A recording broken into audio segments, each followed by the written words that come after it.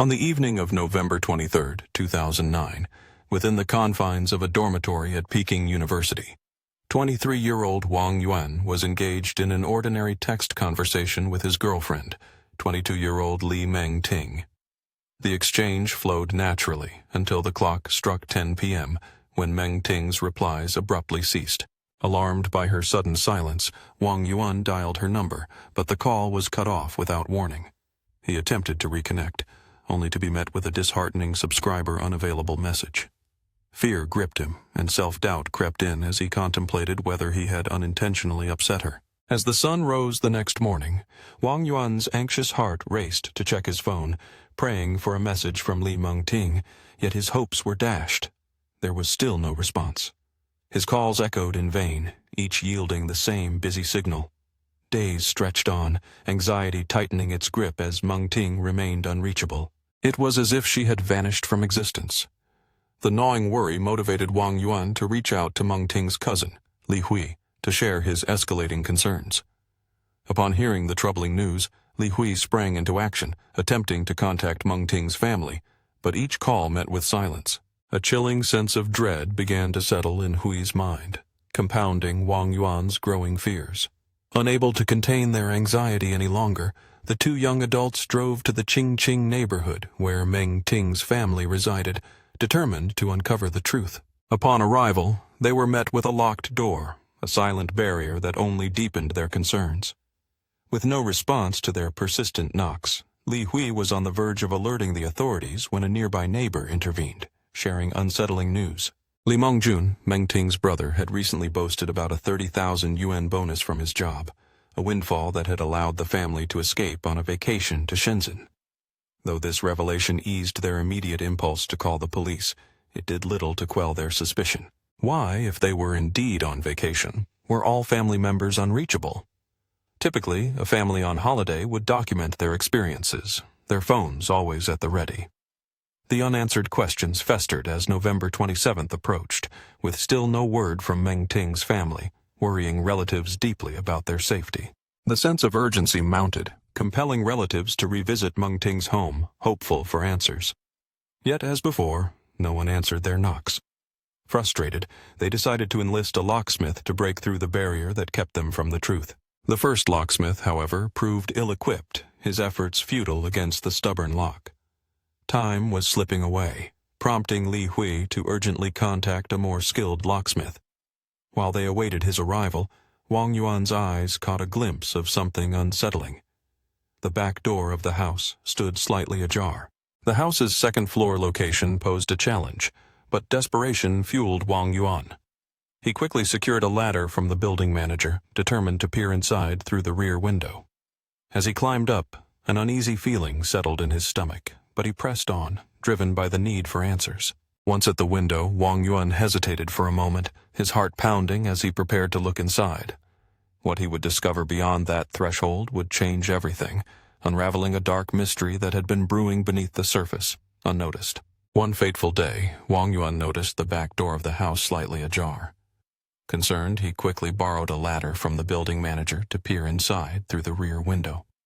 As he climbed up and gazed into the dim interior, a chilling sense of foreboding washed over him. Witnessing the scene through the window horrified Wang Yuan.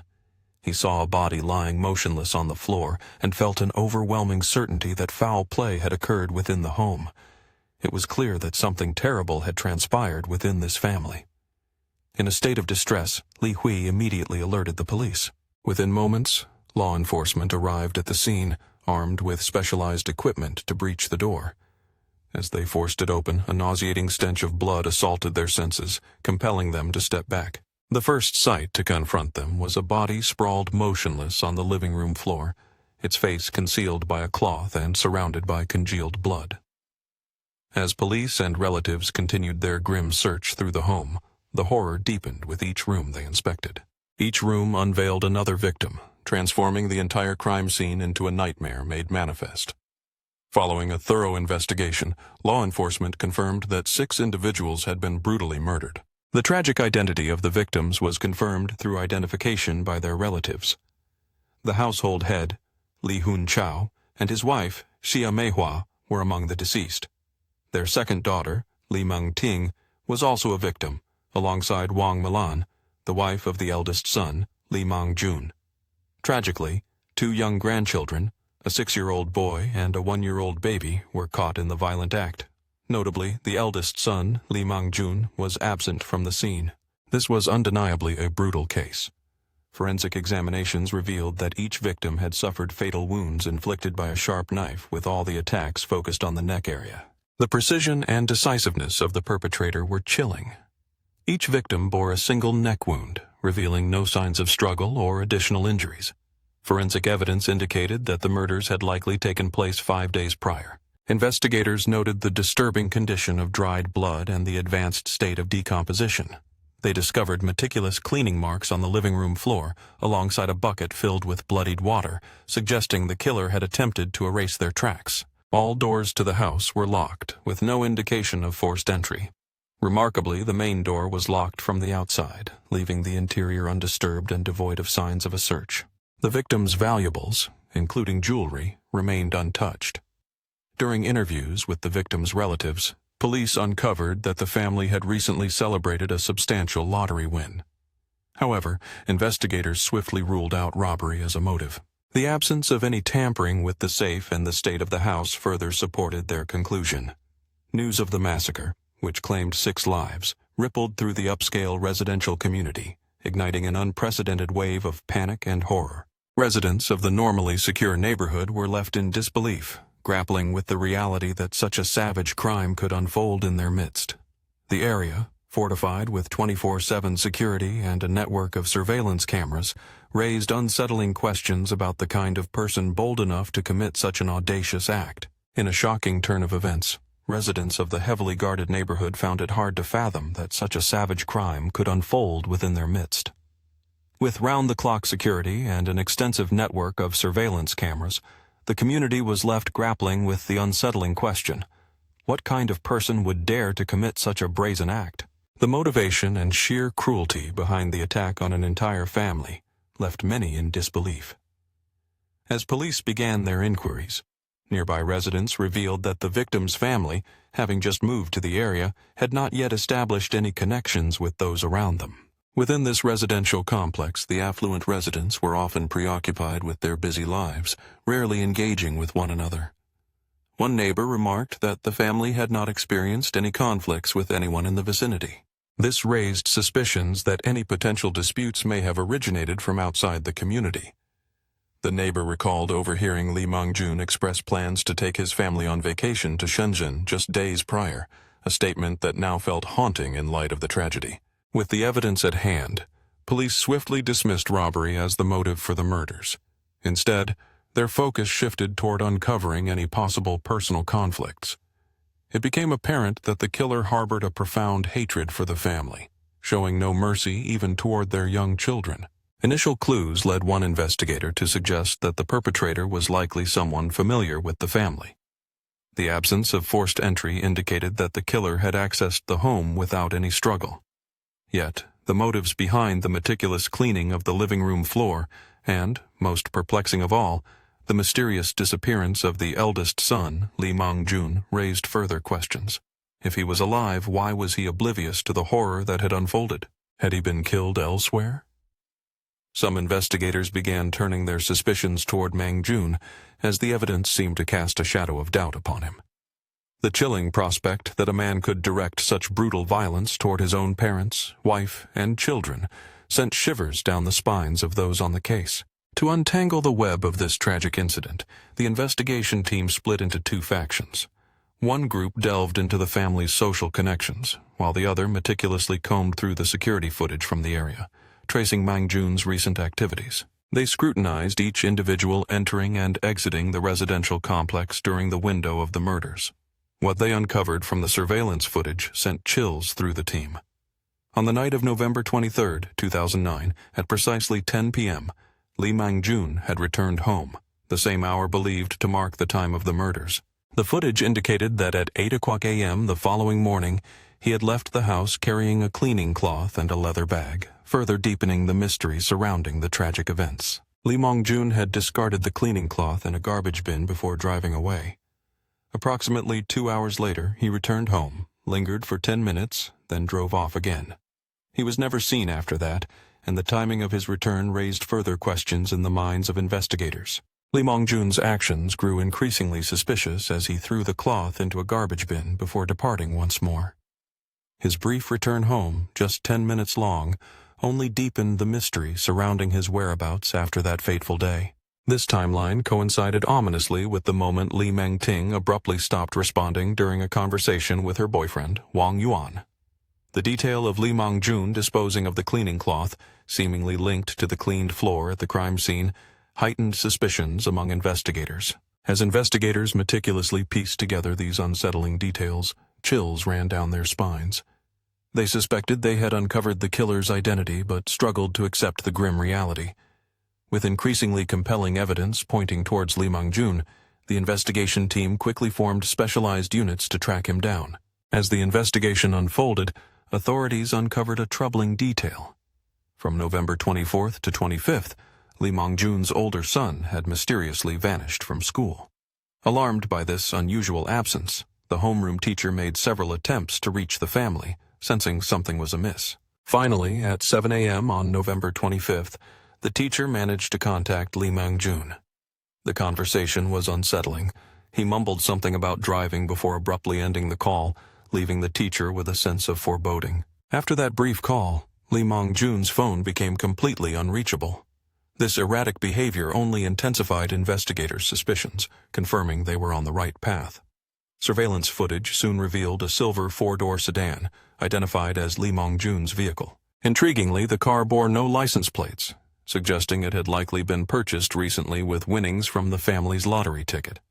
By meticulously tracing traffic camera data, investigators reconstructed the suspect's escape route following the heinous crime.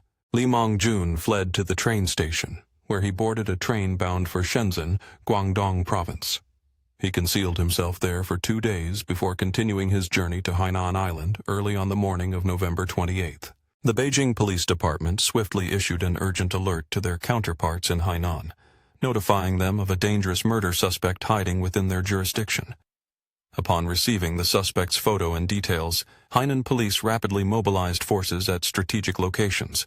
This deployment included key spots such as train stations, airports, hotels, and other critical areas. The manhunt soon bore fruit when authorities discovered Li Mong-jun's hotel registration details, although he had already vacated the premises by the time they arrived. As the saying goes, heaven's net has large meshes, but lets nothing through. At 5:50 p.m. on November 30th, Li Mong-jun was finally apprehended while hiding in an entertainment club near the Hainan bus terminal. He was promptly escorted back to Beijing for questioning regarding the horrific crimes he had committed. When arrested, Li Mong-jun displayed an unnerving calmness, devoid of any visible pain or remorse, as if the murders he had orchestrated were merely routine events. Under the weight of undeniable evidence, Li Mong-jun broke his silence during interrogation, confessing to the horrific act he had committed. When detectives pressed him on the brutal murder of his family, his parents, wife, and children, he offered no defense. With a chilling recounting, he described the events of that fateful night, November 23rd. Around 10 p.m., he staggered home, intoxicated from a night of drinking with friends. Inside the house, his parents and 2 children were peacefully asleep, but his sister, Li Mengting, remained awake, absorbed in her computer. As he entered the bedroom, he was met with the furious gaze of his wife, Wang Milan, who lay on the bed. Her eyes burned with anger, ready to unleash her wrath upon him. Instantly, the tension escalated. Wang Milan berated him for his late return, her suspicions of infidelity ignited by their recent lottery win. The thought of her husband being lured by younger, more attractive women consumed her, fueling her accusations and making her harsh. In her mind, his late arrival was a betrayal, and she demanded money for products from her multi-level marketing job. The pressure to meet monthly sales targets of 90,000 yuan weighed heavily on her, yet she often fell short, only managing between 40,000 and 50,000 yuan. To protect her income, she resorted to desperate measures, frequently pressuring Mong-jun to buy products. As the month drew to a close, her demands grew more urgent. That night, as the clock ticked down, she once again insisted that he purchase items to meet her sales goals. Infuriated by her accusations and relentless demands, Li Mong-jun's rage surged. he felt it was profoundly unjust to be suspected of cheating merely for coming home late. Compounding his anger was the fact that he had consistently supported her financially, using his own earnings to bolster her failing business, all to prevent salary deductions. In a moment of unthinkable madness, driven by a cocktail of rage and despair, he struck. With a swift motion, he plunged the knife into his wife's neck, silencing her fury forever. After the violent act, he sat on the bed, smoke curling from his cigarette as he contemplated the chaos he had unleashed. But instead of reflecting on his actions, he spiraled deeper into darkness. In a cold, calculated move, he entered his sister's room and delivered a fatal blow to Li Mengting, extinguishing her life with the same brutality he had shown his wife. Once the horror unfolded, he calmly washed away the evidence, blood swirling down the drain, before retreating to his room to brood in silence, a killer now shrouded in the shadows of his own making. The argument that had erupted before the murders was not an unusual occurrence. Disagreements often erupted between the couple. But on this night, the tension escalated beyond anything they had ever experienced. In his drunken rage, Meng Jun pulled out a knife, a chilling relic he had carried since 2008, once claimed to be a beautiful possession, but now transformed into a deadly weapon. The unusual sounds echoed through the house, stirring Li Hunchao from his slumber. Driven by fatherly concern, he rushed to his son's room to uncover the source of the disturbance. But as he opened the door, tragedy struck. In a swift and brutal motion, Meng Jun lunged forward, plunging a knife into his father's neck. The attack was so sudden that Hunchao had no time to utter a cry before his life was extinguished. After the heinous act, Meng Jun sank into silence, sitting on the living room sofa for nearly 20 minutes, consumed by dark thoughts. Meanwhile, Mrs. Xia Meihua, sensing her husband's absence, ventured out to search for him. In the dim light of the night, she found her son sitting alone on the sofa, an unsettling sight that would soon turn horrific. As she spoke to him, Meng Jun acted with a ruthless resolve, stabbing his mother in the neck. The brutal scene unfolded while his two young children remained oblivious, sleeping soundly in the safety of their home, unaware of the nightmare that had descended upon their family. After killing his mother, Meng Jun sat in the living room, tears streaming down his face for 2 hours, perhaps the only moment his humanity flickered through the darkness. But soon, a twisted thought invaded his mind. With his entire family dead, leaving the 2 children alive would only condemn them to a life of suffering. In a horrifying rationalization, he resolved to liberate his children from their existence, a notion that twisted his already fragile psyche further into madness. Gripping the murderous knife once more, Meng Jun crept into the room where his innocent children slept, oblivious to the horror that awaited them. With a merciless blade, he committed his final atrocity, snuffing out the lives of his own flesh and blood. The weight of his actions crashed upon him, drowning him in an ocean of pain and guilt. Overwhelmed by anguish, Meng Jun felt an urge to scream, but the fear of being discovered silenced him. In a fit of rage, he vented his turmoil on the household items, hurling the television and furniture onto the bed. Once his fury subsided, he set about erasing every trace of his horrendous crimes. With frantic energy, he scrubbed the bloodstains from the rooms with wet cloths, desperately trying to cleanse the evidence of his brutality. After the cleanup, Meng Jun fled the scene, disposing of the murder weapon and the soiled cloths in a nearby garbage bin. In a chilling confession, he later admitted that he knew the horror of his crime could not be hidden. He had intended to end his own life following the massacre. However, before doing so, he wished to embark on one final journey, visiting places he had never seen, as a bittersweet farewell to life. But fate had other plans. Just 4 days after his escape, law enforcement captured Meng Jun. His actions left a community in shock, grappling with the senselessness of the violence. While the murder of his wife might be attributed to a moment of rage, questions loomed large. Under the influence of alcohol, the actions of Li Meng Jun took a sinister turn. Between each act of violence, he had ample time to contemplate the gravity of his choices. Yet those moments of reflection did nothing to quell his chilling resolve to commit further atrocities. What had been wrong with Meng Jun's mental state? Had his feelings of resentment towards his family festered into a deep-seated hatred? To his friends, Meng Jun had always appeared gentle, caring, and attentive, a stark contrast to the monster that emerged in those fateful hours. No one could fathom that he would commit such a heinous act. Following a thorough investigation, the police subjected Lee Mong-jun to a psychiatric evaluation, revealing that he was fully aware of his actions. As the interrogation deepened, a chilling truth began to surface. The seed of murderous intent had taken root in Lee Mong-jun's mind long ago, a darkness stemming from a troubled childhood.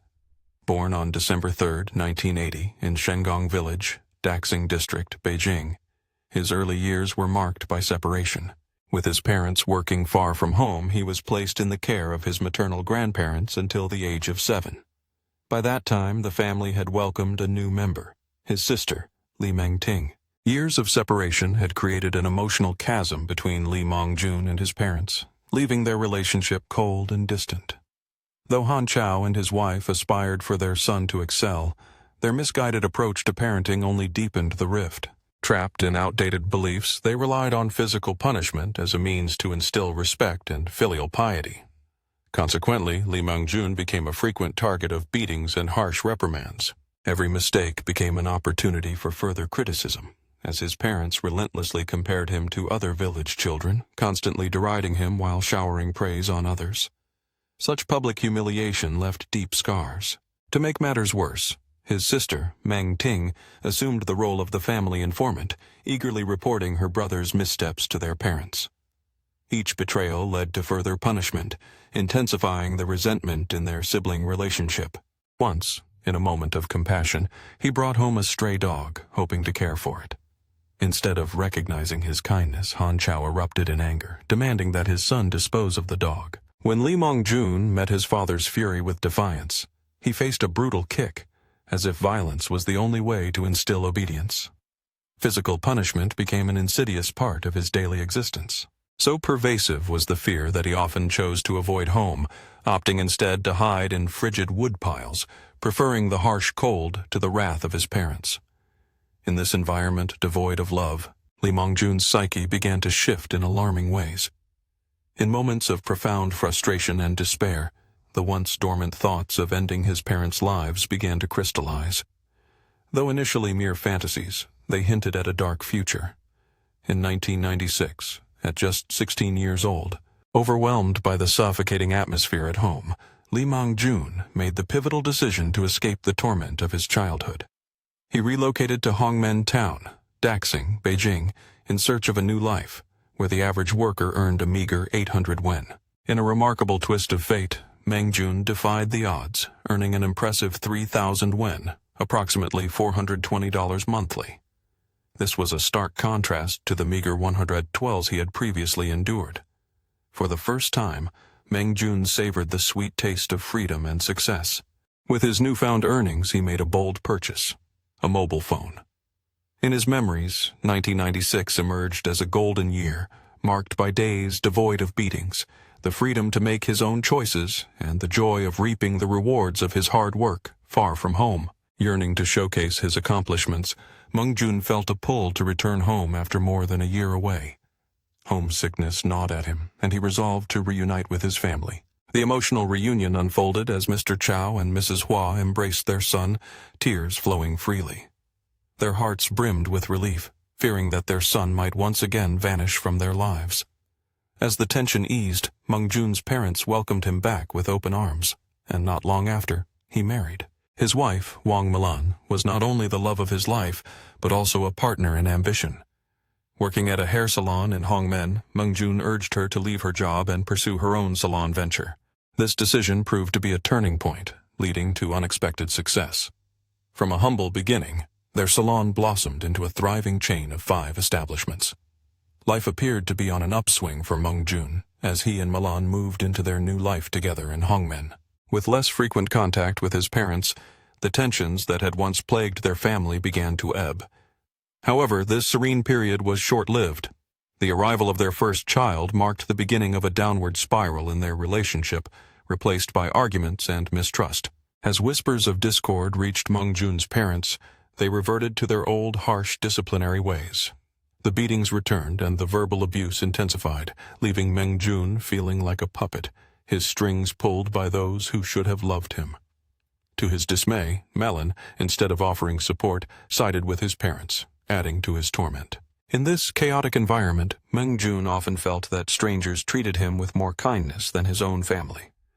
This isolation deepened his despair. Then, in a stroke of luck while drinking with friends, he purchased a lottery ticket and struck gold, winning a staggering 6 million yuan, around $840,000. With this windfall, Meng Jun bought a luxurious apartment in Beijing's Qingcheng area. The lavish apartment boasted 3 bedrooms and a spacious living room, a dream realized. Briefly, money seemed to inject joy into their lives, filling their new home with laughter. Ironically, this very residence would soon become the backdrop for a horrifying tragedy. Meng Jun invested the remaining money in several properties, sharing them among family members. Once again, financial resources appeared to smooth over long-standing conflicts, but beneath the surface, tensions were merely simmering, waiting for the moment to erupt one final time. All of Li Mongjun's years of accumulated resentment and hatred exploded into uncontrollable madness. On November 20th, 2009, Li Mongjun had planned a trip to Shenzhen with friends, but he later admitted that had that trip gone as intended, perhaps the bloody tragedy would never have occurred. Fate, however, had other plans. On November 23rd, a family relative was celebrating a wedding, and his parents forced him to postpone his trip to drive them to the celebration. At the wedding, Li Mongjun once again endured humiliation from his father, Li Hunchao. Witnessing others' wealth, Li Hunchao publicly criticized and belittled his son in front of many guests, igniting a fire of anger within Li Mongjun. Li Mongjun was far from the failure his father believed him to be. In reality, he ran a thriving hair salon chain, managed a restaurant, and was involved in financial services related to credit cards. By 2009, he boasted a monthly income of around $14,000, an impressive figure that filled him with pride compared to his peers. Yet, no matter how hard he tried, he never received the recognition he craved from his parents. This lack of acknowledgement deeply wounded and frustrated him. After being publicly humiliated by his father at the wedding, Li Mongjun sought solace in drinking with friends. However, even this brief escape was interrupted by his wife's call, demanding he return home before 10 p.m. Feeling controlled and embarrassed in front of his friends, Li Mongjun sought refuge in another bar, drinking alone and attempting to suppress the boiling emotions inside. Finally, under the relentless pressure of his wife's calls, he reluctantly returned home at 10 p.m. What awaited him was the beginning of a horrific night no one could have anticipated. When accumulated hatred reaches its peak, humans can become more cruel than demons. On August 12, 2010, Li Mongjun's trial took place at the Beijing People's Court. In court, Li Mongjun's face remained calm, revealing no trace of remorse. The prosecution argued that he displayed contempt for the law and committed acts that were both cruel and against family ethics. The nature of his crime was dangerous, and the consequences were extremely serious. The court ultimately sentenced Li Mongjun to death for intentional homicide. In a grim twist, his in-laws demanded civil compensation of over 3 million yuan, approximately $420,000. According to statistics, the family's assets were worth 8 million yuan, about 1,012 million. What began as an ordinary night would soon spiral into a horrific event that no one could have foreseen. When hatred accumulates unchecked, it can transform ordinary individuals into something far more sinister. On August 12, 2010, the trial of Meng Jun commenced at the Beijing People's Court. Inside the courtroom, Meng Jun maintained an unsettling calm, betraying no hint of remorse. The prosecution painted a damning portrait of a man who exhibited blatant disregard for the law, committing acts of cruelty that shattered the very essence of family ethics. The severity of his crime and its dire consequences loomed large. Ultimately, the court delivered a sentence of death for Meng Jun, convicting him of intentional homicide. In a further twist, Meng Jun's in-laws sought civil compensation exceeding 3 million yuan, roughly $420,000. Despite the family's total assets being valued at 8 million yuan, about $112 million, only Meng Jun's personal assets would be accessible for compensation, with the remainder destined for his relatives. In the end, Meng Jun's paternal grandmother received 4.37 million yuan, approximately $600,800, while his maternal grandmother was granted 2.66 million yuan. In a chilling admission, Li Mongjun confessed to the full extent of his crimes, acknowledging the weight of his actions, which resulted in approximately $372,400 in financial losses for his victims. His in-laws, grieving and shaken, inherited 1.09 million yuan, roughly equivalent to $180,000. During the trial, he expressed a harrowing wish for the death sentence to be executed swiftly, vowing to compensate his relatives in full. As the court proceedings unfolded, emotions ran high. In a moment charged with fury, one of Li Mongjun's uncles could no longer contain his rage and lunged at the young man who had shattered their family. Li Mongjun, seemingly unfazed, quietly remarked that everything had been settled. He even expressed a grim wish that his uncle would strike him, hoping it might offer some relief to the anger bubbling within his family. Despite the overwhelming fury directed at him, the bond of blood still tugged at the hearts of his relatives.